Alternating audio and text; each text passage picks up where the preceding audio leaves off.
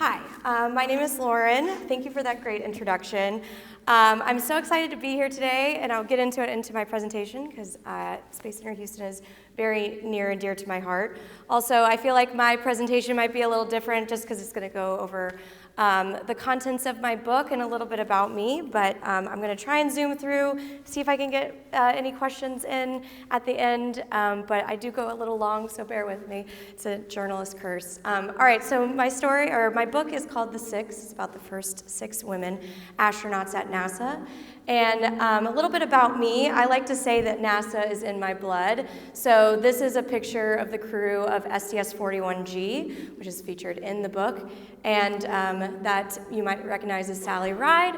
And that is my mother, Joyce Grush. She was very young in this photo, but she worked on the crew with them on one of their experiments, the refueling experience, satellite refueling experiment.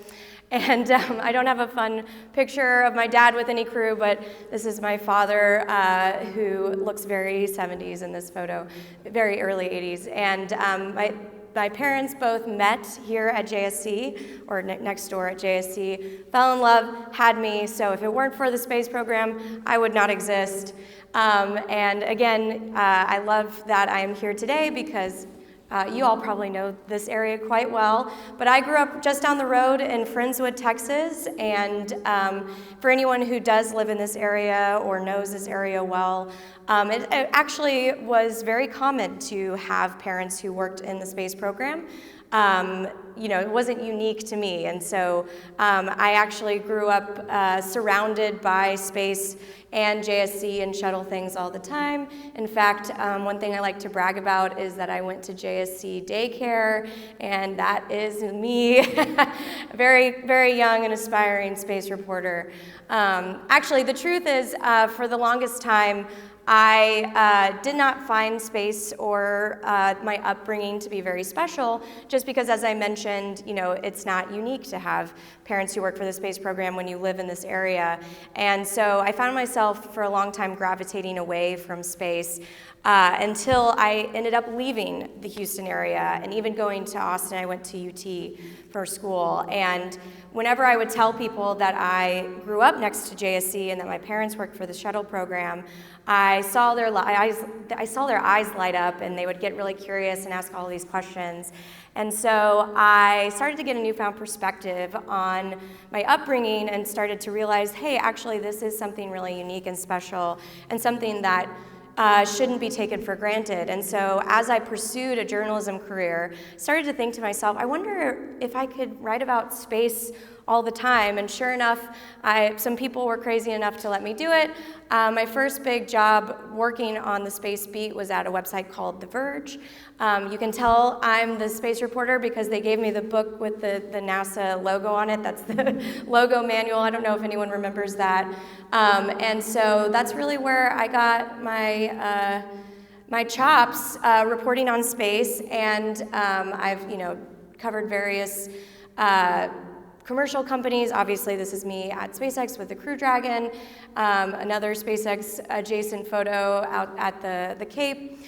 And one of the things that became really important to me as I've covered the space industry over the last decade is centering women's voices in the space industry. One thing I definitely noticed just being a reporter in the space field is that it's still a very male-dominated industry, just reporting on space, and let alone the actual industry itself. And so something that became near and dear to my heart was finding women's stories.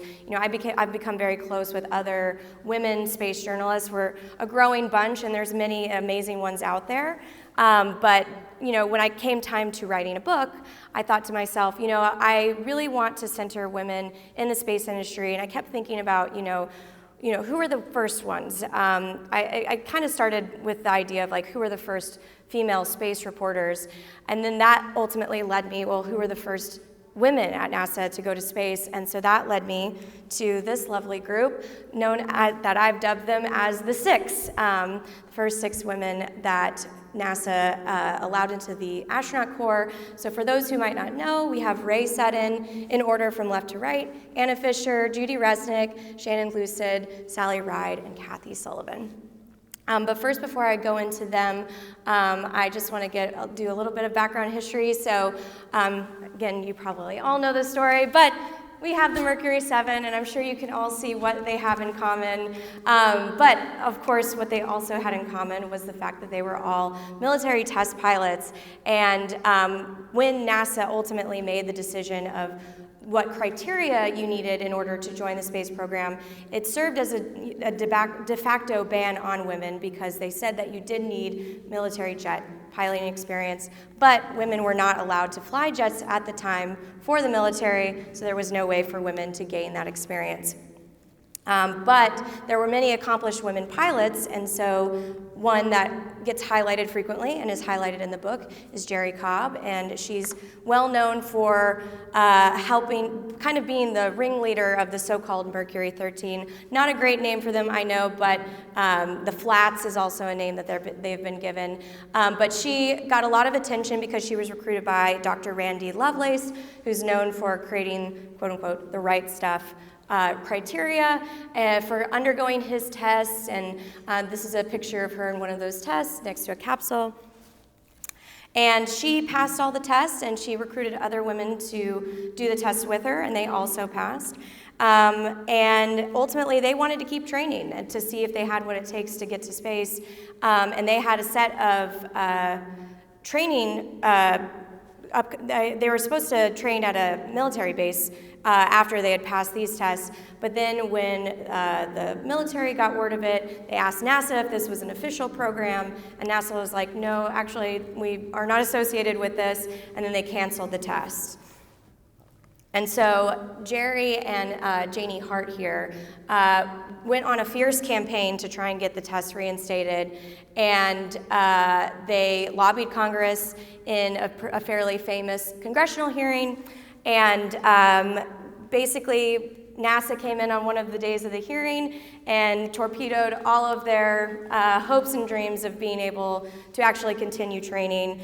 This is a quote from John Glenn at the time that gets highlighted. You know, the men go off and fight the wars and fly the airplanes and come back and help design and build and test them. The fact that women are not in this field is a fact of our social order. And so basically, once NASA had come in and said, you know, this isn't a priority us to let women train for space, the hearing ended, and then there was really no further discussion about it. And you have to understand what they were up against at the time. You know, during this era, we were locked in a really fierce space race with the Soviet Union, and so putting a man on the moon was a matter of national security. And so anything that was seen as distracting from that goal was also seen as kind of hampering, you know, this national mission. And so that was kind of the prejudice that they were up against. And then ultimately, you know, as many of you know, we did end up losing the record for sending the first woman into space. This is Valentina Tereshkova. And the Soviets ended up launching the first woman. We don't have that title. But one thing I like to highlight about her flight is how it was covered in the US press at the time. So whenever people talked about Valentina, there was a lot of emphasis on her plump figure or the lack of lipstick that she didn't like to wear. And whenever NASA was asked about it, they, you know, brushed it off as a publicity stunt.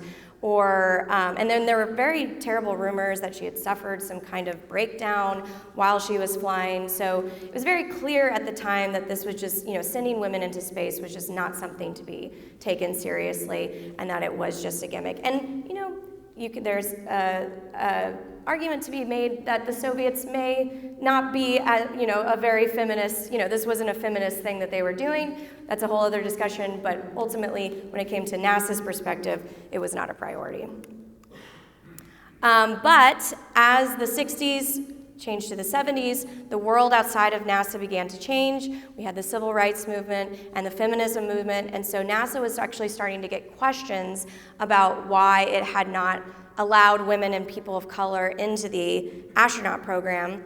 And then also internally, there was scrutiny as well. So I highlighted the story of Ruth Bates Harris, who was hired to look into the state of diversity and inclusion in NASA at the time.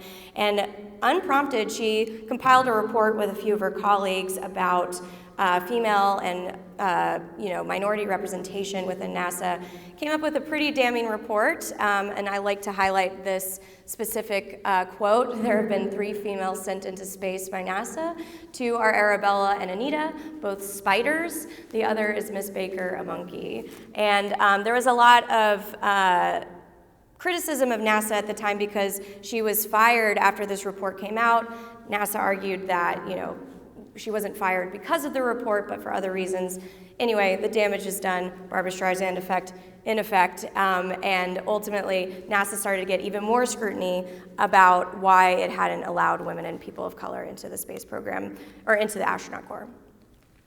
And so around this time, obviously, NASA was going through a major paradigm shift. It was working on a new, fantastic Space Shuttle program, and the thing about the Space Shuttle is it was supposed to change the way we get to space, right? It was supposed to be cheap, affordable, routine, because it was reusable, and so it was going to be like basically a truck that you could send into orbit. I know it's interesting now with hindsight because we have SpaceX that's launching all the time and bringing back its rockets, but this was the original reusable rocket.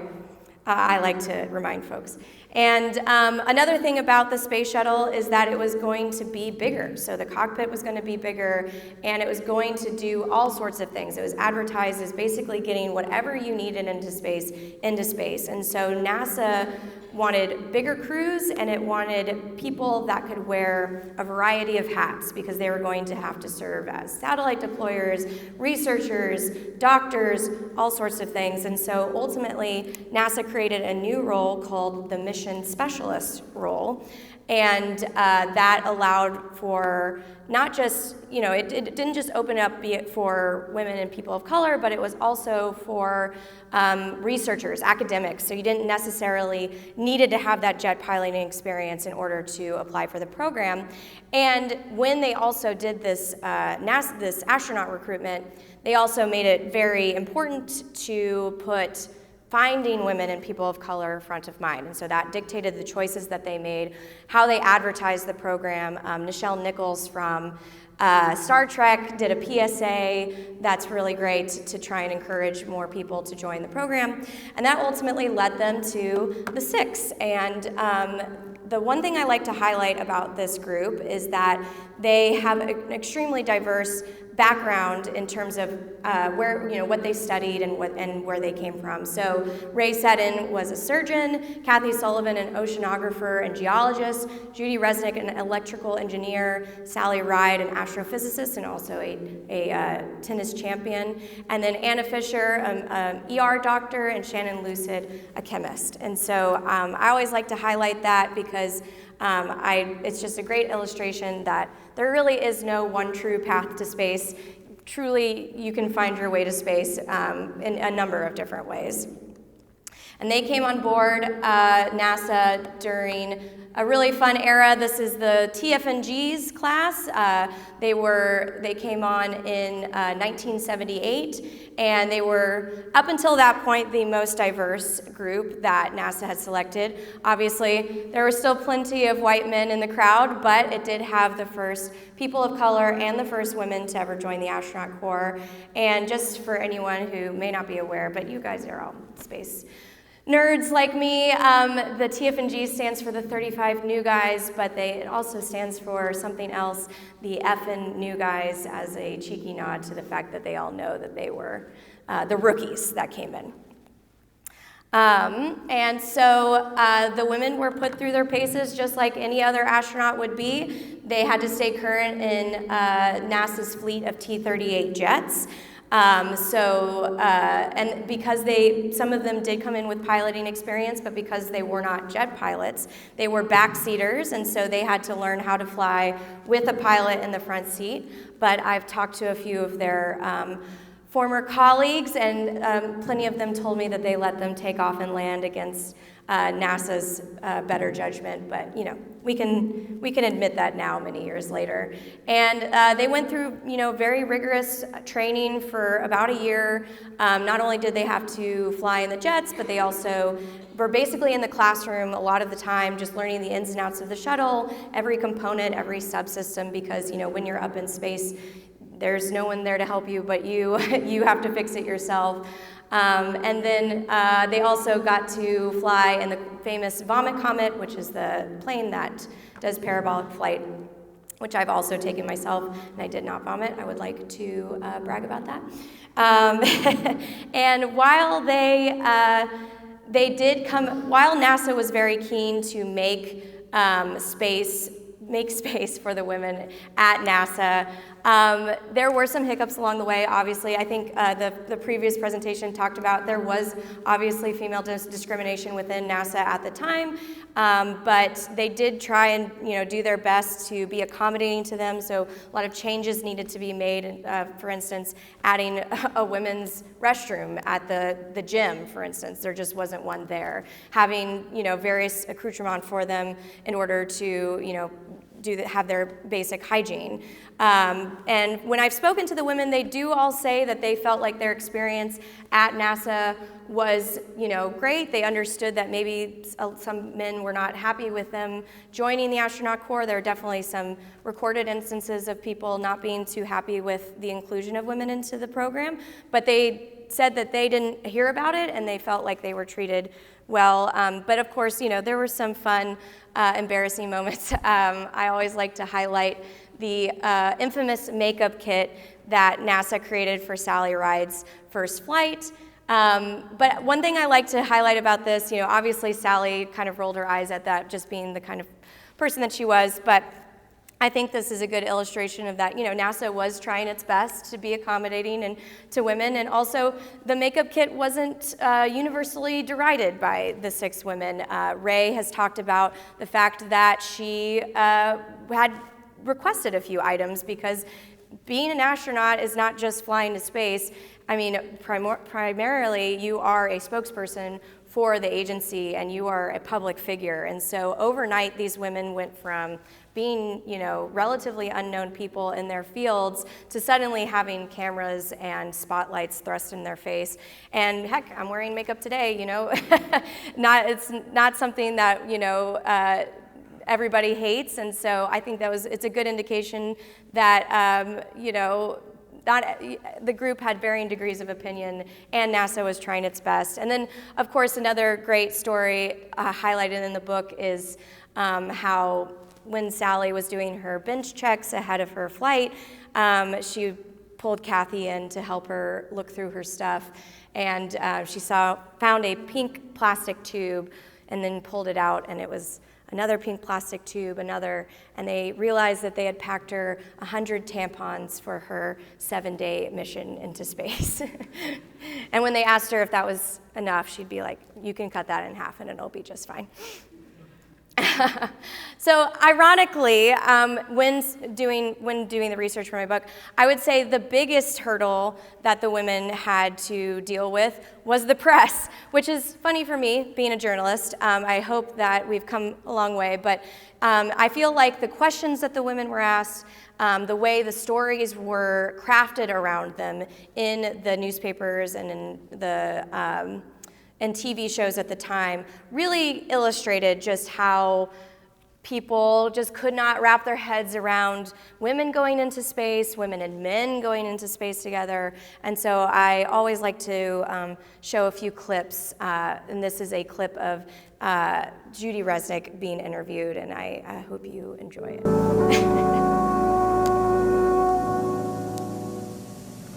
For 20 years in this country, the word astronaut automatically meant a man, but that's changed. In fact, beginning in 1978, NASA began accepting the first women astronauts. There are now 8 out of the 81 members of the astronaut corps based in Houston.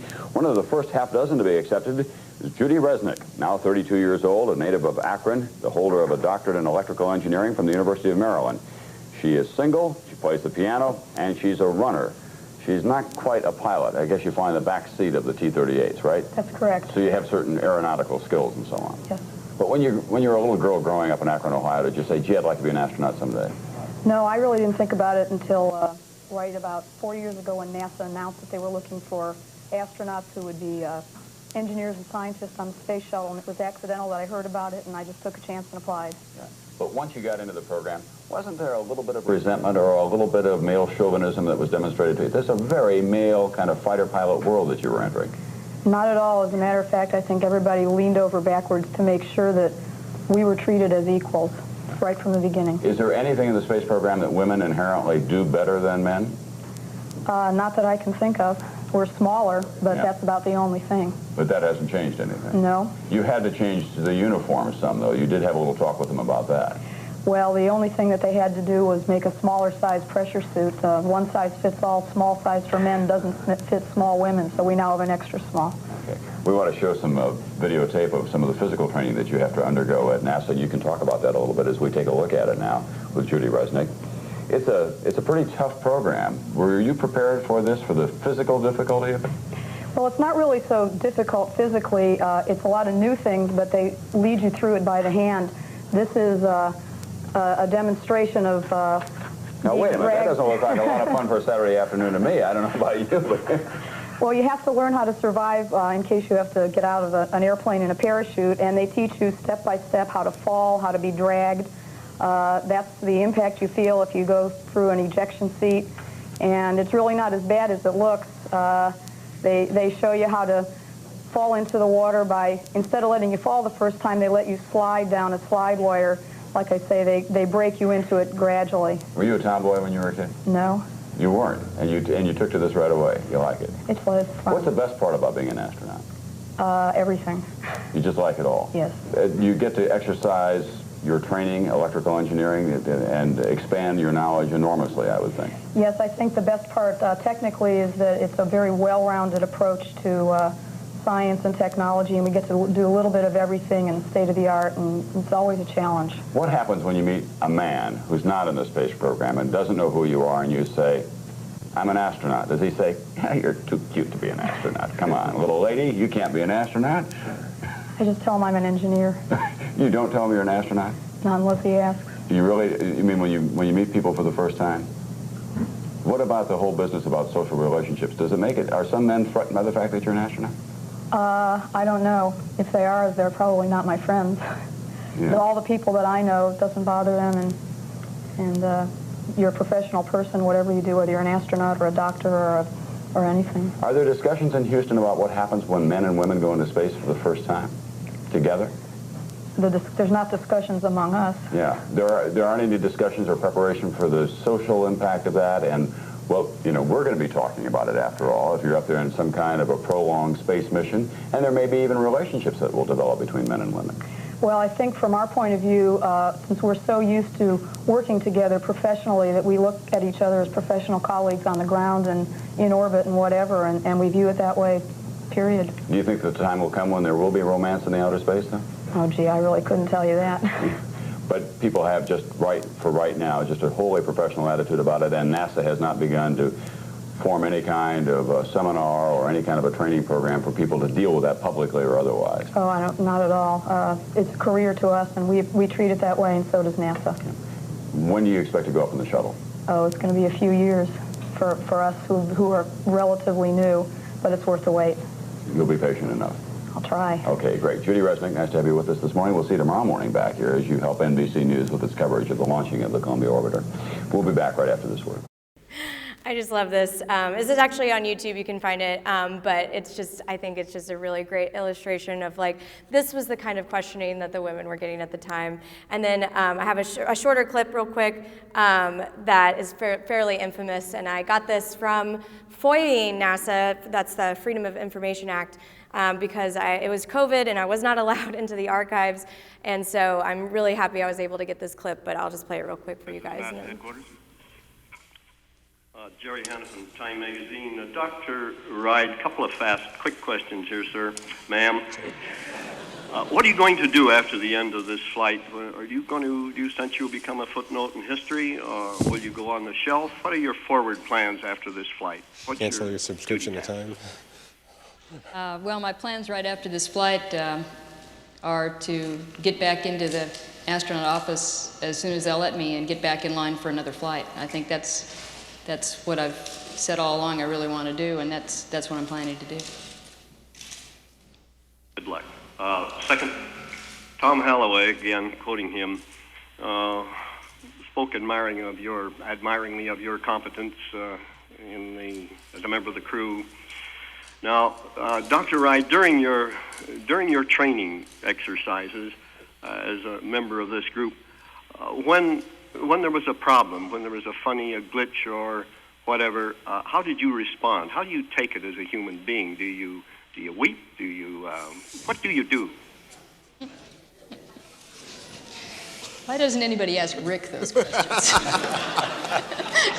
It's the commander weeps. I don't think that I react any differently than anybody else on the crew does.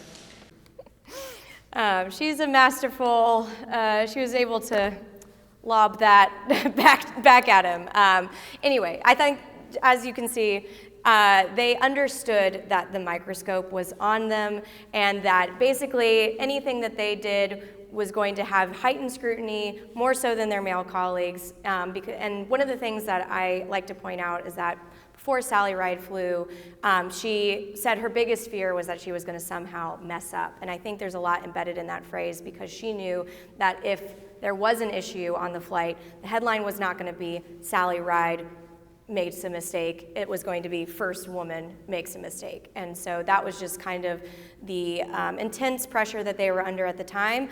But I think they handled it all spectacularly. They all went on to have amazing flights, made amazing records. Obviously, a few I like to list: Anna Fisher being the first mother in space. Kathy was the first American woman to do a spacewalk.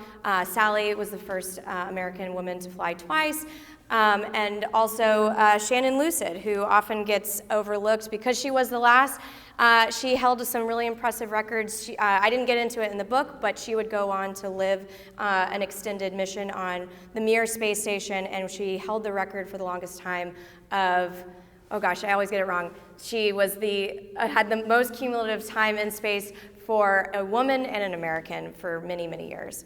But anyway, I think they were a great group of women. I really enjoyed writing about them. And, obviously we did lose Judy Resnick in the Challenger accident. And Sally Ride also passed away from cancer in 2012. But 4 of them are still with us today. And they're still breaking records. Kathy, a few years ago, she dove to Challenger's deep, and so she became the only person to have dove to the lowest point of the Earth and to have walked in space. And so they're still doing great things to this day. And I know of overtime, but one last thing I like to highlight is, as a journalist, I'm really excited because NASA is all in on its Artemis program at the moment, which has the stated goal of sending the first woman and first person of color to the moon. And I know for some that having that as a stated goal is new and a bit controversial because NASA has never made that a stated goal before. But I like to highlight that when NASA made the conscious effort to bring in women and people of color into the astronaut corps back in 1978, that really dictated how they advertised, who they spoke to, how they got the word out, and it ultimately guaranteed their success. And so I think by making that a goal for the Artemis program, hopefully we will see a woman walk on the moon sometime this decade. Thank you.